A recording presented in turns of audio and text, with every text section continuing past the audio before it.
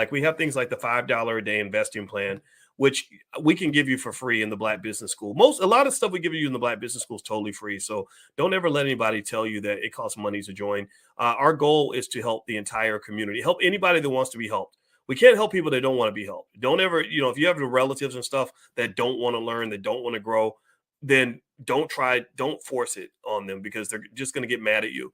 My therapist taught me that unsolicited advice comes off as criticism. So if you come in and you say, hey, I really want to help you. I'm going to really teach you. I want to teach you how to invest. And I know you're not doing the right things with your money, and I want to help you. They're not going to see that. They're not going to say thank you. They're going to say F you. They're going to say, oh, you think you're uppity. You think you're better than everybody else.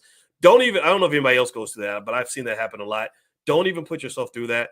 Just, help people that want to be helped. So ultimately, one of the things that we do is we do have something called the $5 a day investing plan.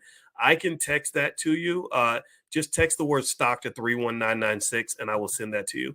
And so anyway, things like that are easy. That's easy. That's like finance 101. That's not even, I knew that on the first day of my PhD program, but then I knew it really well after going through several years of that and teaching at different universities. In case you don't know, I have taught at University of Kentucky, Indiana University, et cetera. And one of the things I learned is I said, okay, this stuff is actually simple if you just do some basic things. If you do some very basic things, your wealth can grow astronomically, but you have to believe and you have to be consistent.